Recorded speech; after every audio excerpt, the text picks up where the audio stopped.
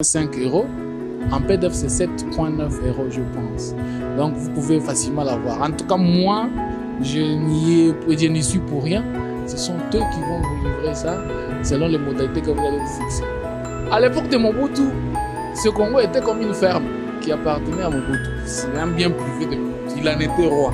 Il y a beaucoup de choses. J'ai la preuve des Allemands qui étaient venus essayer le lancement de leur missile ici. Mobutu avait pris la part du lion comme s'il était ainsi. Je vais d'abord expliquer aussi la bonne gouvernance, c'est quoi.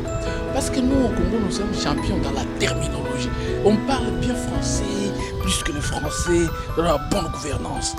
Comme si elle existait au Congo. Alors que moi, après mes recherches, vous allez comprendre dans ce livre que j'affirme que la bonne gouvernance n'existe pas au Congo.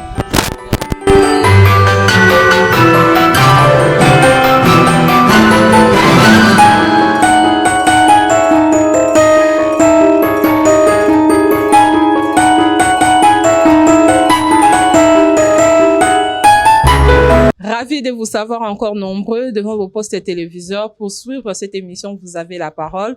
Merci de vous joindre à nous, de partout où vous êtes, ici à Kinshasa, partout dans le monde, à travers via Internet. Je vous dis merci. Merci de continuer toujours de nous faire confiance. Merci de nous soutenir et également de nous donner vos suggestions. Eh ben, aujourd'hui, nous nous retrouvons pour le compte de l'émission Vous avez la parole avec un habitué de cette émission qui n'est pas à présenter, c'est M. Gabriel Ngandou. Il est avec nous et ce qui l'amène aujourd'hui, c'est parce que il y a eu un ouvrage. Bonjour M. Gabriel Ngandou. Bonjour madame. Vous allez bien? Oui, je vais très bien. Voilà. Je tiens devant moi un livre où c'est intitulé « Pour un changement au Congo-Kinshasa ». Abolir le gouvernementalisme, adopter la bonne gouvernance.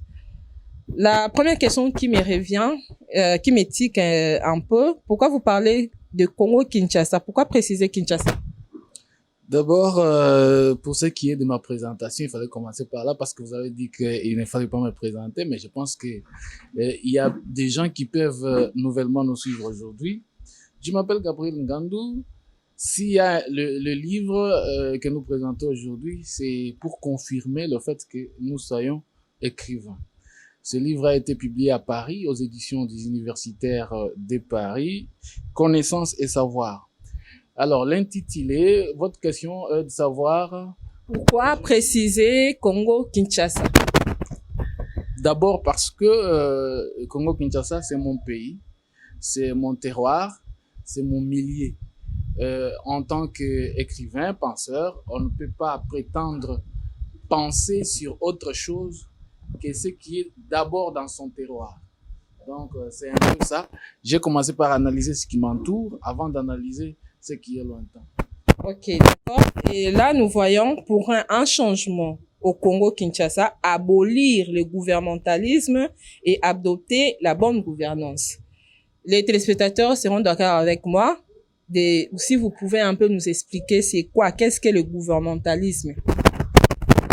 D'abord, je m'attendais à ce que vous me posiez la question de savoir d'abord les changements c'est quoi. Parce que les gens ont parlé du changement dernièrement quand il fallait changer le régime politique comme si le pays changerait et deviendrait un autre pays. Vous savez, le changement c'est une réalité de la vie. C'est un phénomène de la vie qui est permanent dans la vie d'un homme. Quand vous naissez, vous devez changer. Quand le temps passe, vous devez changer. Si le temps passe, vous ne changez pas, c'est-à-dire vous êtes mort. Alors, même les États-Unis sont toujours animés par le sentiment de changer. Alors, ça ne veut pas dire que quand je parle du changement au Congo, le Congo est dans un très mauvais état. Non, il peut y avoir des signes, des bons signes. Alors, le gouvernementalisme, c'est ça le mot-clé de ce livre. D'ailleurs, il n'est pas dans les dictionnaires ordinaires. Et c'est un mot très technique pour ceux qui font les politiques publiques à l'université et pour ceux qui font le management public. Le gouvernementalisme, c'est quoi? Comme on l'a défini dans ce livre. D'abord, c'est pour commencer, le fait d'exercer le pouvoir de plus en plus personnalisé. le fait de s'accaparer du gouvernement, de rendre les gouvernements comme un bien privé. Victor Hugo en avait parlé il y a plus de 100 ans, si c'est à 1800, j'ai oublié l'année, il a parlé d'un gouvernement de plus en plus personnalisé. Il y a les gens qui ont eu la tendance de privatiser l'État. Le Congo, on l'appelle République démocratique du Congo. J'étais en train de cogiter sur ça. Je me dis, pourquoi on appelle notre pays République démocratique du Congo? C'est juste pour faire beau à l'oreille ou bien pour le différencier seulement avec Congo-Brazza? Parce que ça n'engage que moi. À l'époque de Mobutu, ce Congo était comme une ferme qui appartenait à Mobutu. C'est un bien privé de Mobutu. Il en était roi. Donc, il y a beaucoup de choses. J'ai la preuve des Allemands qui étaient venus essayer le lancement de leurs missiles ici. Mobutu avait pris la part du lion comme s'il était un chef coutumier à qui on devait la redevance. Donc, c'est comme si c'est son bien privé. À l'époque de Kabila, quand Kabila est venu, Laurent, il était venu avec un vent de changement. Les gens ont eu peur de l'induire dans cette erreur. Mais son fils, quand il est venu, les gens ont eu la même tendance de lui donner la République, c'est-à-dire que l'État devienne pour Kabila, comme la ferme de son père, tout ça. Alors lui aussi, même s'il avait de bonnes intentions, étant un homme, il a résisté. Après un certain moment, il s'est senti, bon, mais c'est quelque chose qu'on te donne. Donc, le Congo est comme l'air bien privé. Maintenant, on vit une situation selon laquelle il y a un groupe de gens qui donnent le Congo à Tshisekedi et sa famille et Maman Marthe. C'est comme si nous étions l'air bien. Vous voyez, il y a d'autres qui disent non, bon, le Congo est encore chez Kabila, donc c'est encore le bien privé de Kabila. Jusqu'ici, le Congo n'est pas encore une république. Donc ça, c'est mon analyse. Donc on l'appelle république pour un peu faire beau à l'oreille, tu vois. Alors, le gouvernementalisme, c'est une dérivée de cette attitude. Ce n'est pas seulement les gouvernants qui font ça, mais même dans notre mentalité. C'est-à-dire, on a l'intention de voir que celui qui a les derniers mots au Congo, c'est Kabila. Celui qui a les derniers mots au Congo, c'est Tshisekedi. Alors, il y a ce que j'appelle des agents de courtage qui vont là-bas. Mais, monsieur le président, si tu me nommes seulement ministre, je ferai que le Congo ici soit pour toi. C'est pas comme ton bien privé.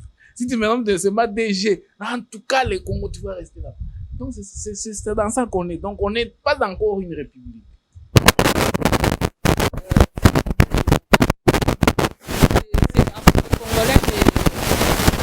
Ne rendent pas compte en fait on a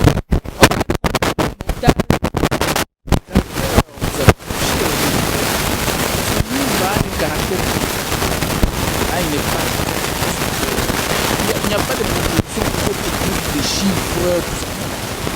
Il y a un caractère éthique. Quand on parle de phénomènes promoteurs du gouvernementalisme, je les ai cités là-bas, le népotisme, le fanatisme, il y a aussi des conséquences de ces attitudes gouvernementalistes.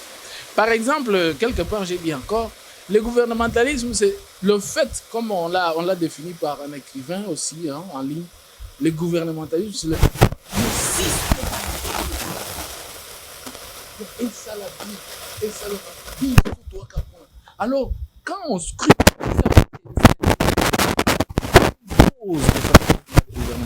maintenant, quand tu scrutes,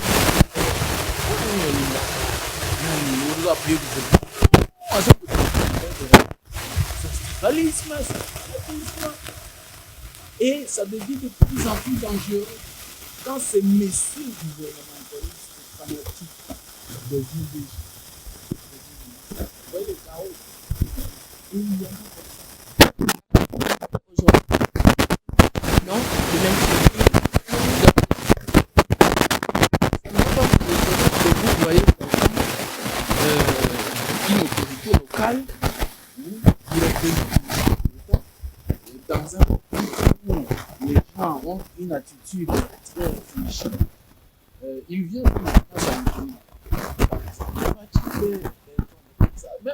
vous ne attendez pas que ça vienne de sa bouche. Ouais.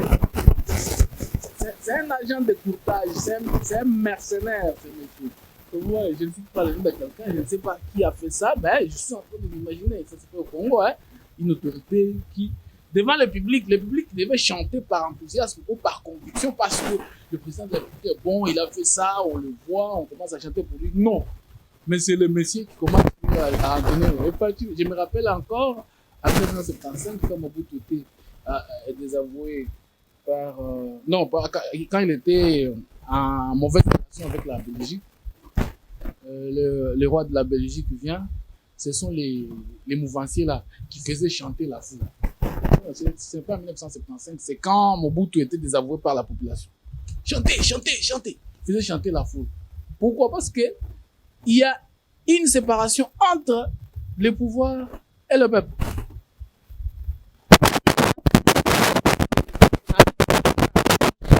On n'arrive pas peut-être à voir les choses autrement. C'est comme ça que le monde aujourd'hui, nous continuons toujours à avoir le même système, à reproduire les mêmes erreurs. Vous savez, pour que le pays démarre, il faut qu'un jour le gouvernement puisse exister pour le peuple. Parce que maintenant là, c'est le peuple qui existe pour le gouvernement. Le gouvernement est comme un gâteau, on est en train de se partager, on prend. Le peuple est comme le spectateur, en train de regarder la Coupe du Monde au Qatar. Vous voyez? Alors, c'est même ça le gouvernementalisme. Maintenant, quand chacun lutte pour entrer dans les carrés du gouvernement, dès que j'arrive là-bas, paf, on ferme la porte, je suis aussi là-bas, la population reste là-bas. Et nous, on commence à les regarder. Les budgets qu'on vote, c'est à l'intérêt du gouvernement. La caisse de l'État, l'intérêt du gouvernement, les projets qu'on choisit. Et on n'arrive même pas à respecter la loi de passation de marché. On fait des histoires de gré à gré, même si ça ne demande pas le gré à gré. On fait tout ça pour le intérêt du gouvernement parce qu'il faut qu'on empoche, que celui-ci empoche, que l'autre empoche. Et dès qu'on a empoché, même si l'objectif n'est pas atteint sur le terrain, même si le problème qu'on voulait résoudre n'est pas résolu, comme on a empoché, c'est fini. Le projet était bon. Vous voyez? C'est-à-dire, il faut qu'on quitte ce stade où le gouvernement n'existe pas pour le peuple, mais c'est le peuple qui existe pour le gouvernement.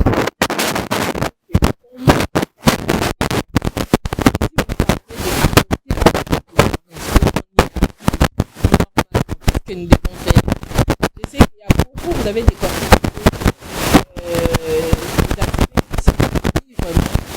je pense qu'on aura toujours le temps de décortiquer, d'aborder certains sujets, mais est-ce que d'abord on va y avec le temps Ok. Pour arriver à répondre à cette dernière question, je vais d'abord expliquer aussi la bonne gouvernance, c'est quoi. Parce que nous, au Congo, nous sommes champions dans la terminologie. On parle bien français, plus que le français, de la bonne gouvernance. Comme si elle existait au Congo. Alors que moi, après mes recherches, vous allez comprendre dans ce livre que j'affirme que la bonne gouvernance n'existe pas au Congo. D'abord, ça n'a jamais existé. Parce qu'il faut savoir la définir. Je me rappelle d'une certaine définition qu'une organisation internationale au niveau du Sénégal a donné à la bonne gouvernance. Il dit que c'est la manière dont le pouvoir est exercé dans la gestion de ses ressources économiques en vue du développement de l'État. Ah, si je prends seulement cette définition, parce qu'il y a beaucoup de définitions. Okay? Si je prends seulement cette définition, la manière dont le pouvoir est exercé. Je viens de décortiquer quelque chose ici. Est-ce que la manière dont le pouvoir est exercé au Congo, tu t'attends à ce que les ressources puissent être bien gérées aussi et que les problèmes soient répondus efficacement? Non. C'est pourquoi vous voyez même des problèmes sérieux comme celui de la sécurité sont traités avec beaucoup de perplexités, de complications. Jusqu'ici, on ne parvient pas à mener une action et arriver à son résultat de manière si facile alors que nous sommes dans un système politique. Alors la solution, changer tout le système. Chose qui n'est pas facile à faire. Est-ce que notre démarche vise d'anéantir une génération pour la remplacer par une autre? Non. Non, mais c'est en fait comme, dirais-je, Comme on le dit en lingala, ceux qui étaient au Etangama déjà, ils apprennent pour réviser en gros.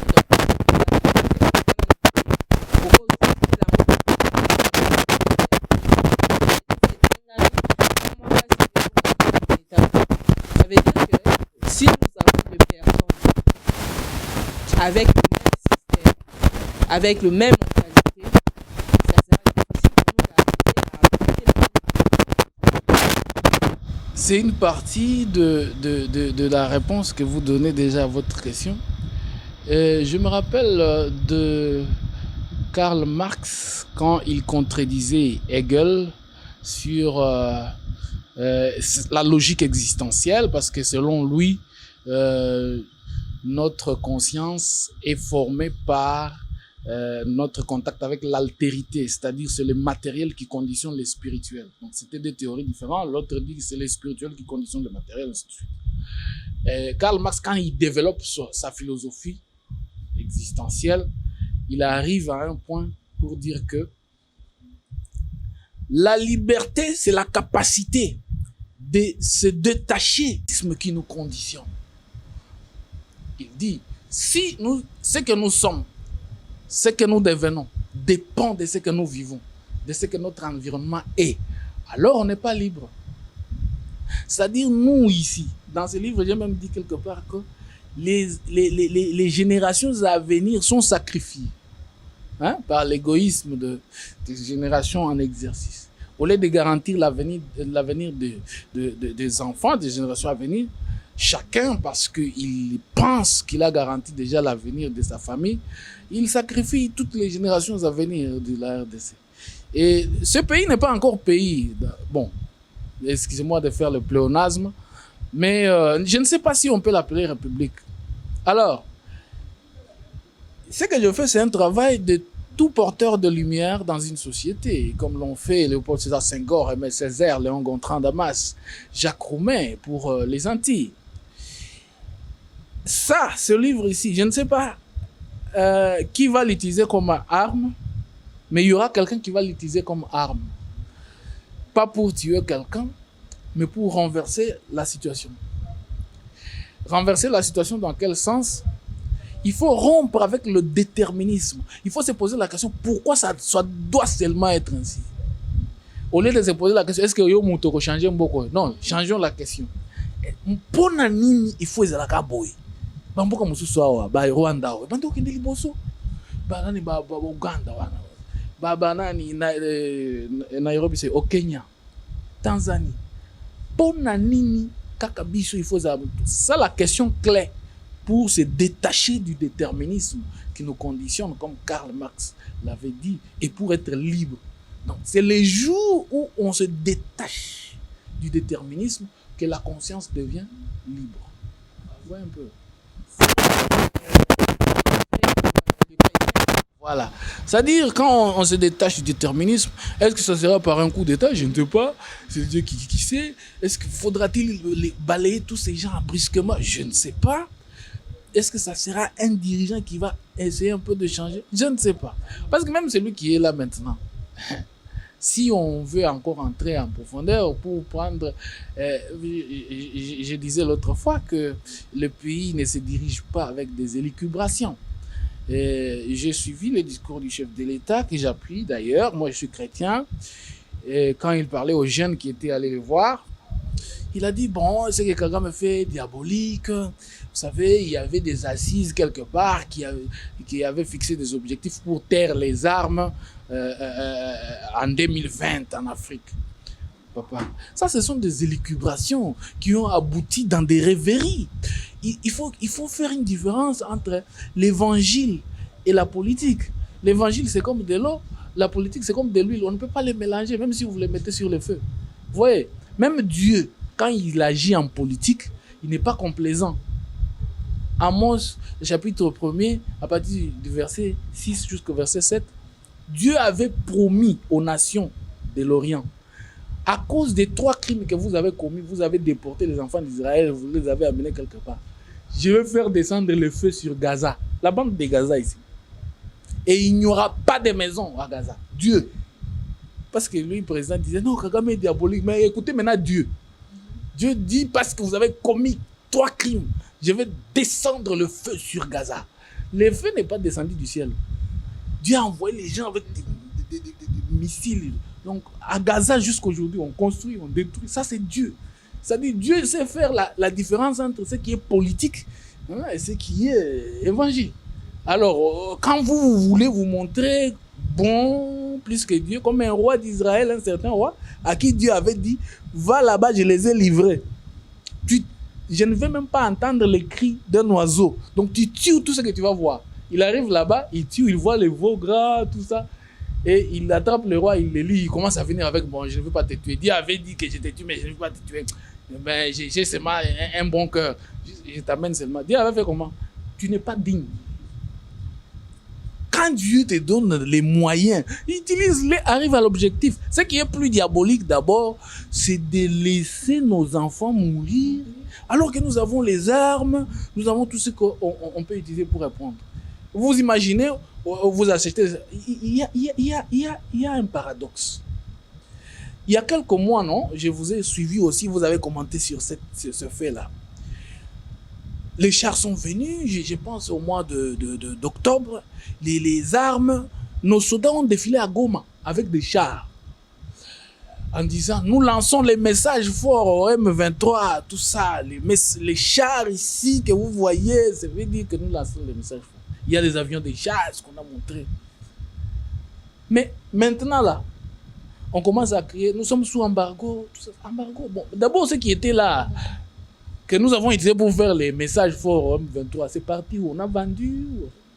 Tu vois un peu, c'est pourquoi j'ai dit que est-ce que c'est une république vraiment ça? Donc on a fait les défilés, les moyens de guerre, on a utilisé ça pour faire les défilés. Maintenant on veut qu'on lève l'embargo pour... Bon, même si on prend toutes les armes des États-Unis, on risque de prendre même toute l'artillerie de la Russie. On arrive avec ça ici et le M23 est toujours là. Et là, on va dire que c'est quoi? C'est l'incompétence, c'est la confusion. Tu vois un peu? Le problème est tellement profond, le problème est interne. Donc, nous devons d'abord nous organiser avant que nous puissions aller attaquer les voisins.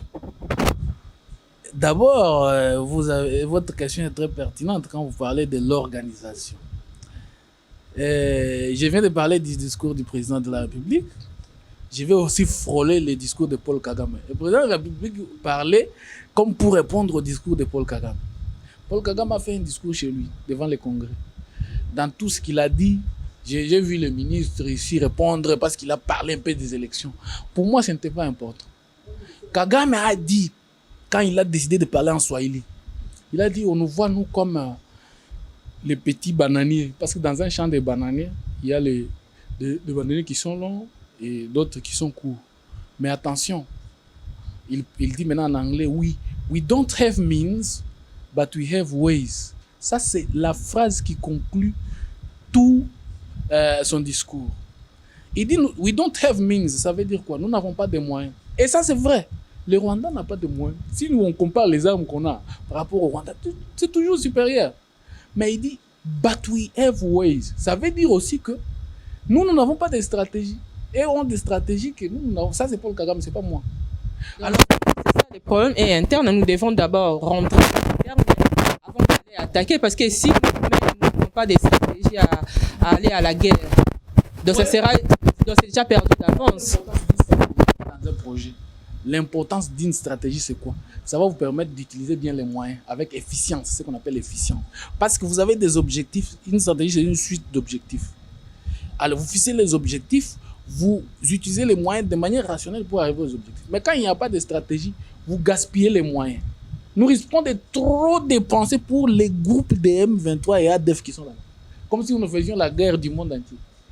Mais c'est pas comme on dit qu'on est infiltré dans tous les niveaux. Peut-être ces stratégies-là ne mènent à rien puisqu'il y a des infiltrations. Ok. Quand la stratégie échoue parce qu'il y a l'infiltration, la faute revient à qui maintenant? Qui a les tableaux de bord? Qui a la commande? Donc, qui a la complaisance? Alors, bon, on ne dit pas que la faute revient au chef de l'État, mais ce qu'on voudrait, c'est qu'il n'y ait pas vraiment la complaisance dans la prise de décision, Nous voulons, c'est ma manière d'ailleurs de contribuer. Hein. Bon, moi, je n'ai même pas la peur de la mort, si on va m'arrêter ou quoi.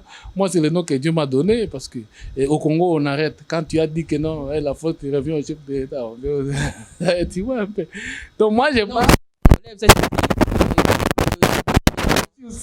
Tel que je suis ici, d'abord, je suis sauvé par le sang de Jésus-Christ. Si Tshisekedi me tue aujourd'hui, je vais être sauvé.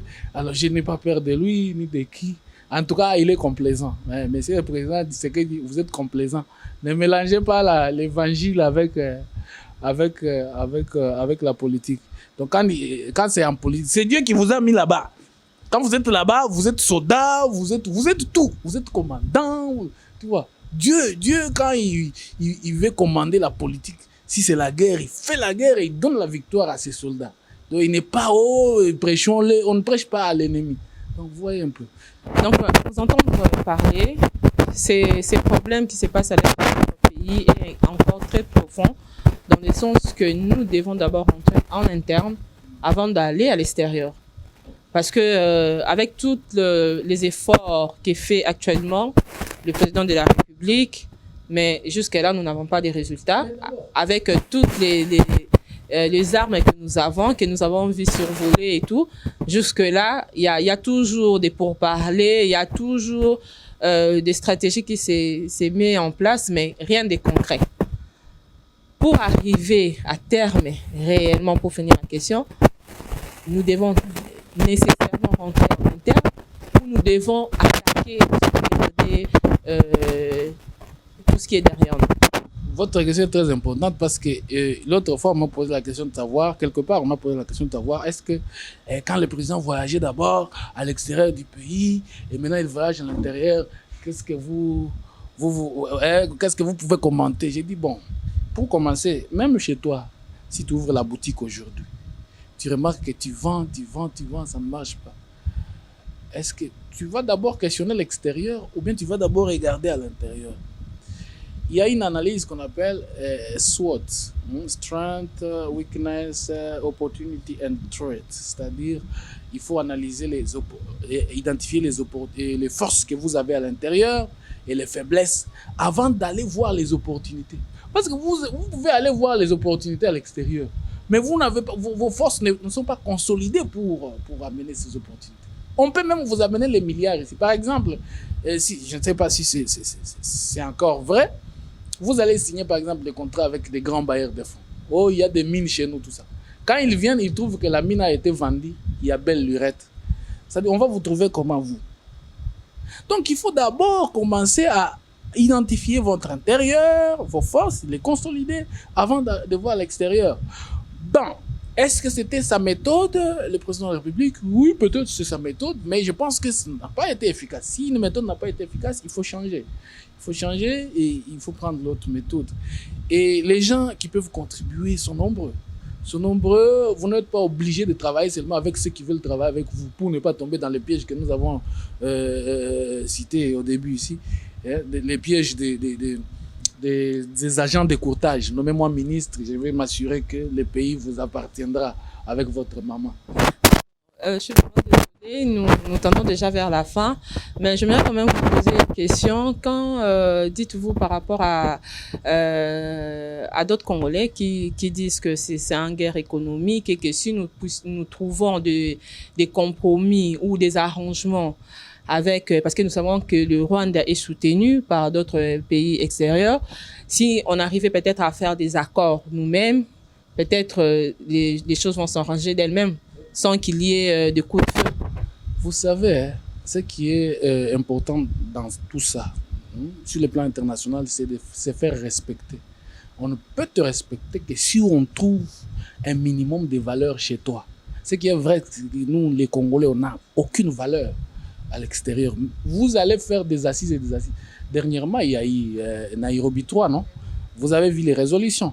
Dans les résolutions, on dit que non, on va porter au chef de l'État les désirs pour les groupes armés d'intégrer l'armée régulière, sans avoir émis une clause selon laquelle le Rwanda doit d'abord retirer ces éléments qui sont dans ces groupes armés. Alors qu'ils savent que le Rwanda a ces groupes armés. C'est connu de tous que le Rwanda a soutenu.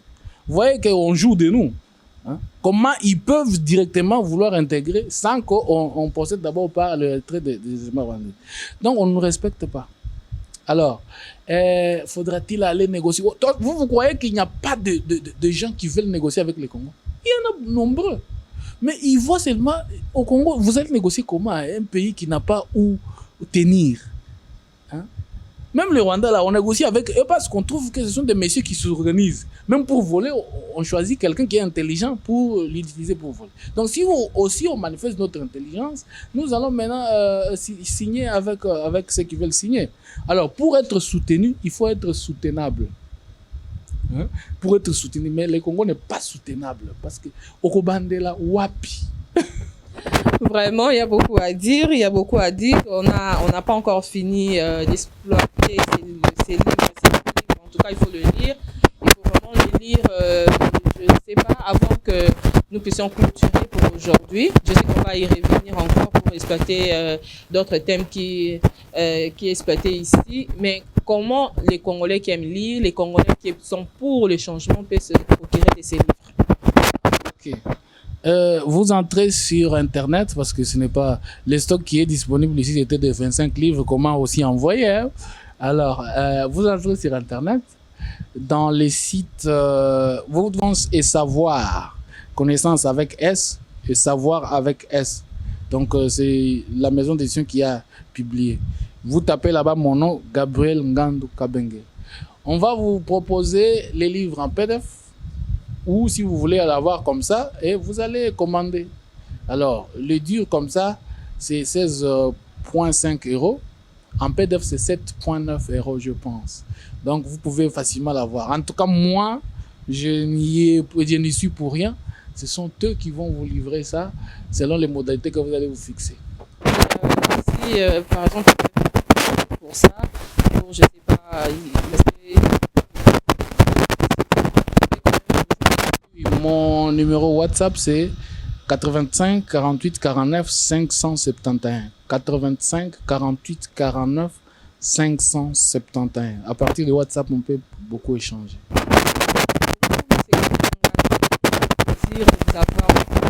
Parce que avec vous, vous avez toujours de la matière et vous avez toujours des sujets très pertinents pour le changement de notre pays. C'est le changement que nous cherchons, c'est le changement que nous voulons, parce que les choses ne peuvent pas rester de même. Nous ne pouvons pas être là toujours derrière les grands prêtres, derrière les autorités qui font du gouvernementalisme. Hein. Voilà, donc il est l'heure de changer les choses et les choses vont se décliquer si moi et vous qui vous nous suivez de partout, on s'y met. Donc, levez-vous, levons-nous pour un Congo nouveau. Merci beaucoup. Nous allons nous retrouver certainement très bientôt avec M. Gabriel Ngandou pour un nouveau numéro de cette émission. Vous avez la parole. Merci à vous. Merci à Lola Soumanou. À très bientôt.